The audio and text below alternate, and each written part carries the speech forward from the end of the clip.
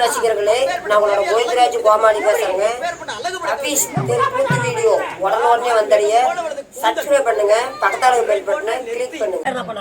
நான் கேக்குறது கரெக்டா போய் சொல்றேன். மாணிலோக சந்திரன் மாணிலோக சந்திரன். ஆமா, இரவிலே ஒளி வீசக்கூடிய சந்திர பகவான் என்னுடைய தாய் தாய் தாய் அம்மா.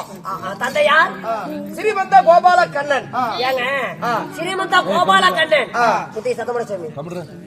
அவங்கள ஒரு ஆளு உண்மை. மாணிலோக சந்திரன். ஆமா, அவங்கள ஒரு ஆளு. ஆமா, ஆளு காணங்க எப்படிங்க பிறக்க முடியும்? என்ன பார்த்தா நான் கோமாளி மாதிரி தெரியுதா? இல்ல, பொண்ணு வேசக்காரனால தெரியுது. ஒரு ஆணுக்கு ஆணுக்கு எப்படி பிறந்திருப்பா என்பது கேட்கிறாய். ஆமாங்க. சபாஸ், சரியான கேள்வி.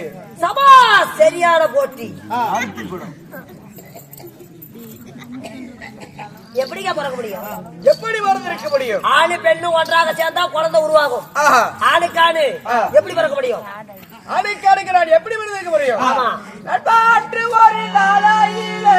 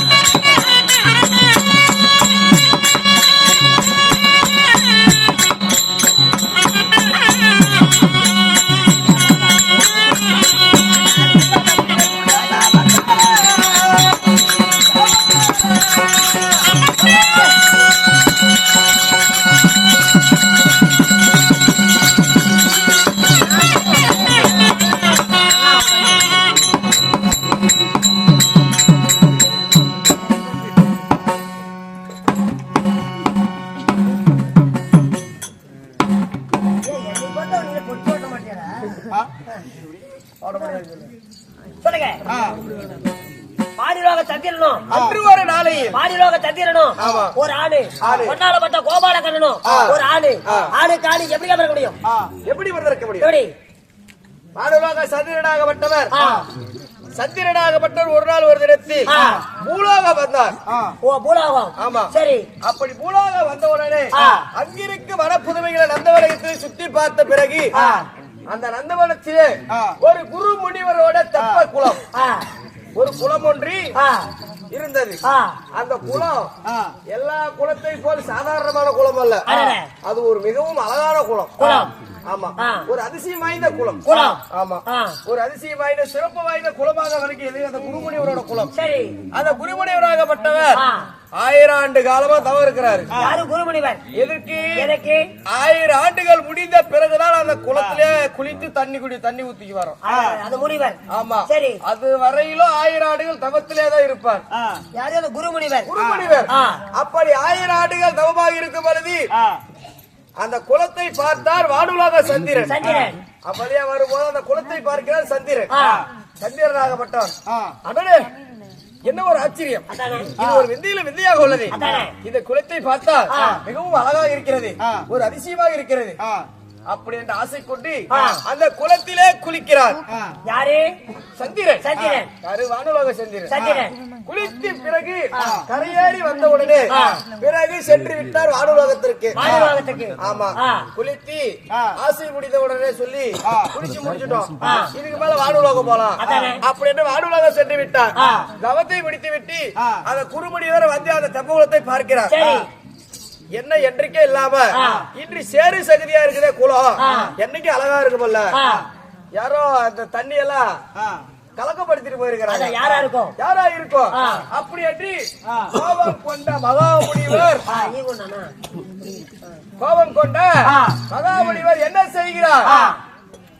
நான் ஒரு தவத்தை செய்து இந்த குளத்தில் குளிக்கலாம் என்று இருந்து எவனோ ஒருவன் இந்த குளத்தில் குளித்து விட்டு போய்விட்டான். ஒரு முறை குளித்திருந்தால் அவனுக்கு ஒரு மன்னிப்பு கொடுக்கலாம், போயிட்டு போறான். அடுத்த முறை இந்த குளத்துல வந்து குதித்தா ஆணாக இருப்பவன் பெண்ணாக போகட்டும், பெண்ணாக இருப்பவன் பெருத்த பாராக போகட்டும்.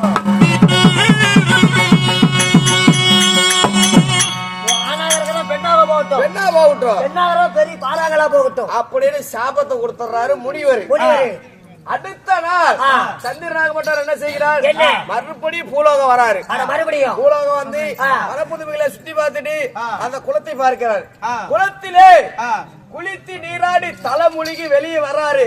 ஒரு அழகிய பெண்ணா மாறிட்டாரு.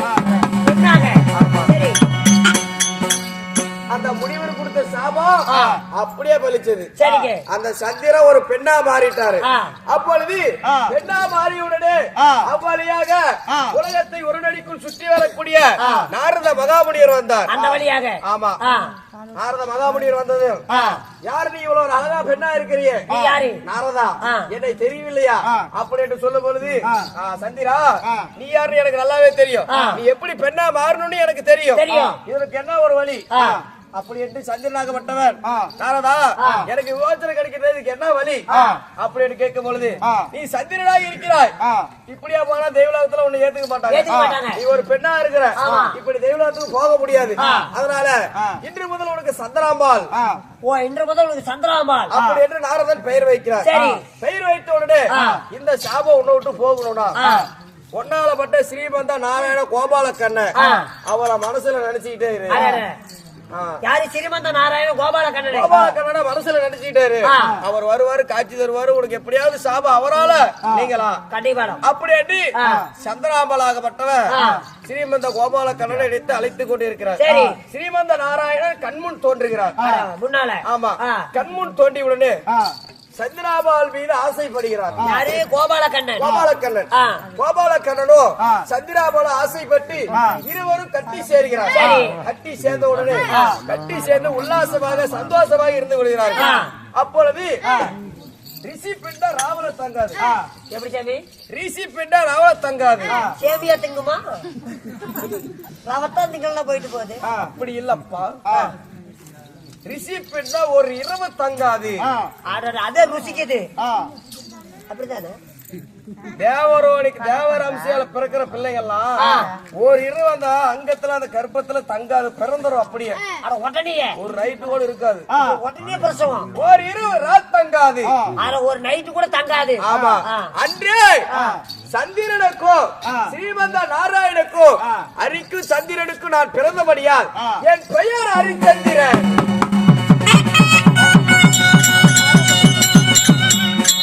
சரிங்க. அரியன் ஸ்ரீமந்த நாராயணன் என்பவர் ஒரு ஹரிராம கடவுள். சந்திரனாகப்பட்டவர் வானுலக சந்திரன். அரியும் சந்திரன் பெற்றதால் ஹரிச்சந்திரன். ஹரிச்சந்திரனை பெற்றி நானோ பிறந்து விட்டேன். ஆமா,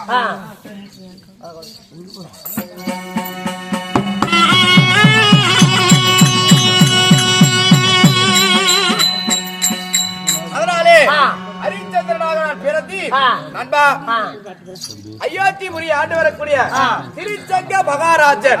அயோத்திபுரி நாட்டு ஆளக்கூடிய திருச்சங்க மகாராஜன். திருச்சங்க மகாராஜன் ஒரு விஷ்ணு பக்தன், ஒரு கிருஷ்ண பக்தன்.